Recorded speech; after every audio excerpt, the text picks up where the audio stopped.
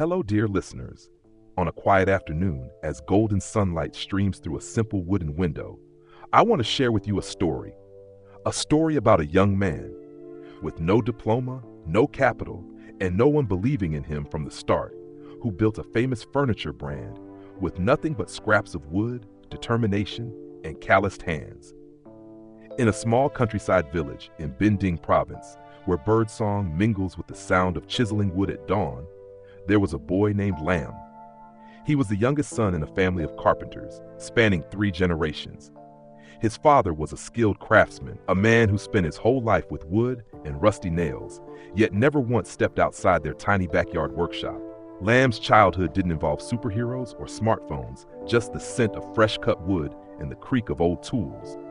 He'd make toy cars from scraps, dollhouses for his sister, even little wooden guitars. To Lamb, wood wasn't just a material, it was a companion.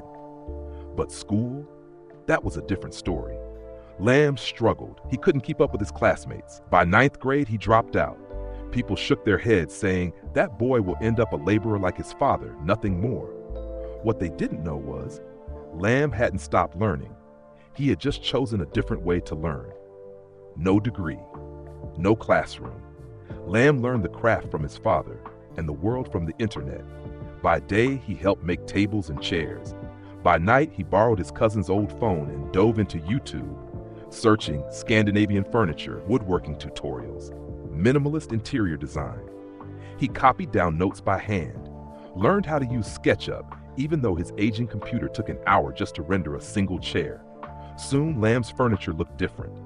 Gone were the bulky, ornate styles of old. In their place, slim, elegant pieces, simple yet modern. The neighbors gossiped, "What's that boy doing on the computer all day? That furniture looks too plain." But they didn't see, in every clean line was a whole new world opening up. At 21, Lamb walked into the workshop and nervously told his father, "Dad, I want to try modern furniture. I want to start my own brand." His father said nothing. Then he slowly walked to a corner, picked up an old wooden planer, worn smooth from decades of use, and placed it in Lamb's hands. "If you're going to do it, do it. Don't let it gather dust." And so Lamb Mock was born. No money, no customers, no connections.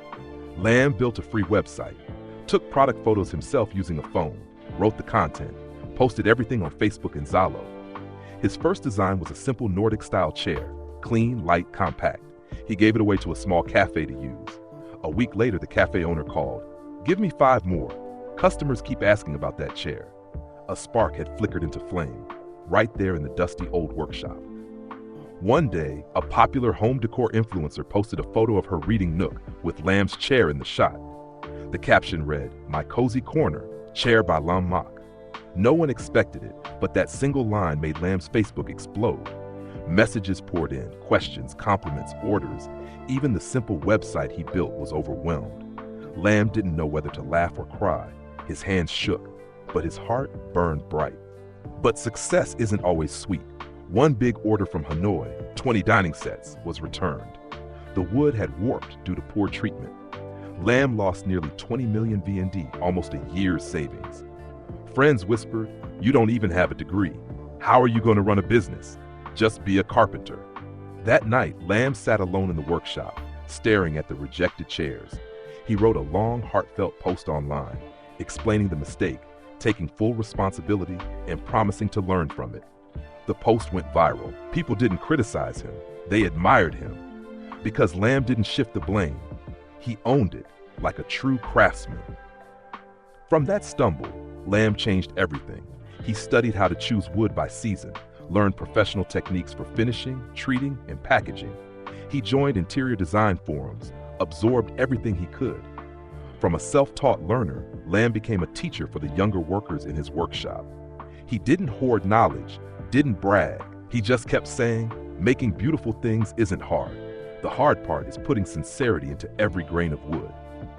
And Lamb Mock was no longer a quiet name tucked away in a rural village, but a brand loved by cafes, young homeowners, and interior designers alike.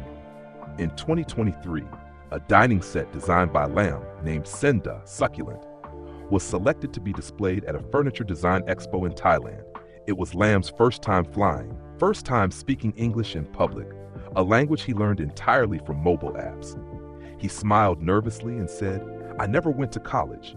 I learned from wood and from dreams." A Japanese company approached him, wanting to bring Lam's redesigned Vietnamese chairs into the Tokyo market. But Lam didn't agree immediately. He said, "I'll only partner if we keep production in my hometown. I want to create jobs here. This village gave me everything." Today, Lam Mak employs over 40 workers.